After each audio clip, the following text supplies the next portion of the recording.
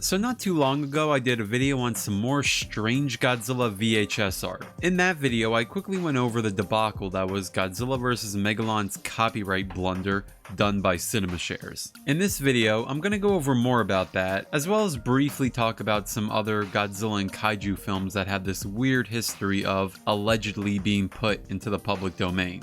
So with that being said, let's dive into the topic. First off, what even is the public domain, and how do certain films end up in it? Well, simply put, the public domain is a term used to describe movies, literature, art, or anything really that doesn't have copyright associated with it. This goes back in a time where none of us were around, that being 1790. Where the United States Constitution added copyright laws to its system, to which gave creators rights to their findings and/or creations for a limited time. This only amounted to books, maps, and such around this era. More things would be added like music and art as the times progressed, as well as movies in the late 19th century. For these, the Copyright Act of 1909 stated that to ensure protection of the work, the companies must include a copyright notice in the film. Copyright notices were often placed under the titles, which stated the words, copyright, the year the film was released, and the name of the rights holder. Of course, in the early days of cinema, this whole thing was a bit of a mess, but it got more organized as the years went along. The law of 1909 also states that movies, after 28 years of copyright protection, would end up in the public domain if the contract to renew the copyright is not met. And when the film enters the public domain, it can never be reclaimed. It is essentially free for any individual or company to use for whichever purpose they choose. In the early days when foreign films were being brought to America, they originally had no copyright notices on them, unless they complied with American copyright and renewal requirements, though later on foreign films would eventually start adding them. During this era, when Godzilla movies were being brought to the West, everything seemed to be going smoothly, with no problems from Toho or any of the Western companies distributing the movies. Even though some of the early pictures didn't have copyright notices on them, they were indeed protected at the time as listed in the Catalog of Copyright Entries book. So everything around this time appeared to be okay for the Kaiju King. That was until 1976 when the company's CinemaShares distributed the 13th installment of the franchise, that being Godzilla vs. Megalon for American territories. What's funny about this is that CinemaShares promoted this movie hard in America. Unlike most Godzilla films that were brought to the West, Godzilla vs. Megalon got the red carpet treatment from CinemaShares. They gave this film hilarious promotions, merchandise, and even a comic. However, one thing they didn't give the movie was copyright protection, or at least it seemed that way.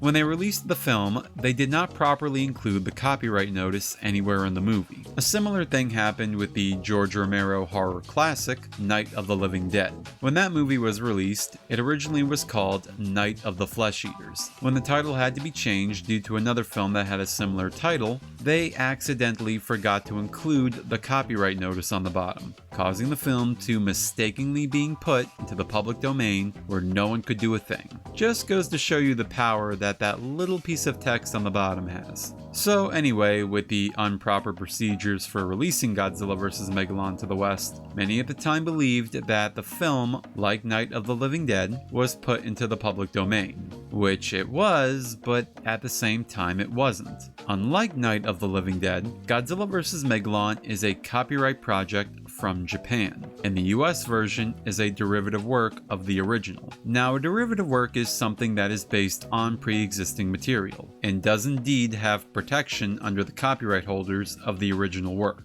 In fact, the Japanese version does have a copyright notice on the film, meaning the law applies to the movie regardless on where it is around the world.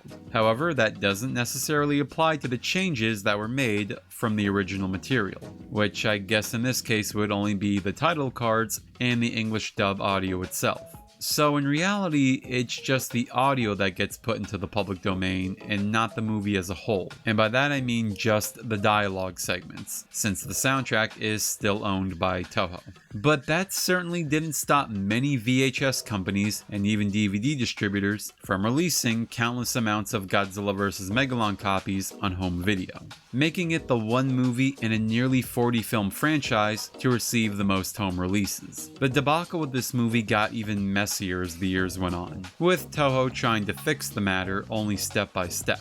In the mid-90s, when the US version was about to finally air on TV, it was finally given a proper copyright notice. Yeah, it was just haphazardly thrown on there, but at least it was there. However, before then, Godzilla vs. Megalon was one of 2 Godzilla movies to be featured on the comedy show Mystery Science Theater 3000, a program that takes place in the not-too-distant future and is about a guy named Joel and his robot buddies just chilling on board a spacecraft watching cheesy movies the worst they can find. In actuality, they're public domain films they're riffing on, so obviously there's no cost or licensing required to show these off. They also riffed on kaiju-related films like the Gamera series, Gorgo, and yes, even 2 Godzilla pictures. During their Season 2 finale, they included both Godzilla vs. Megalon and Godzilla vs. the Sea Monster as episodes. And keep in mind, they riff on almost the entire movie. Now, this might also have you believe that Godzilla vs. the Sea Monster was also accidentally put into the public domain. Well, a lot of Godzilla movies around this time were thought to be just that. Before the 2000s, keeping track of Godzilla movies in the West was just a big mess. Godzilla vs. Megalon is just the well-known one.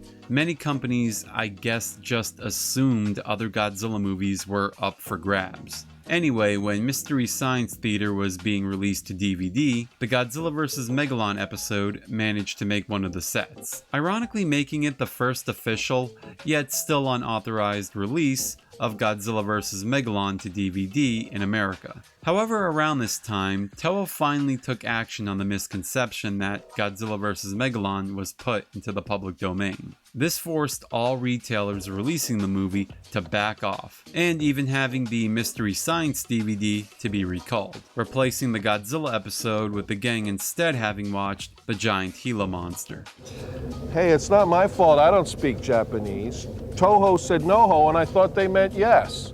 In fact, this whole debacle was even mocked in the DVD set as a bonus feature, where they couldn't even say the title of the movie anymore. Remove this disc, which is versus and dispose of it properly.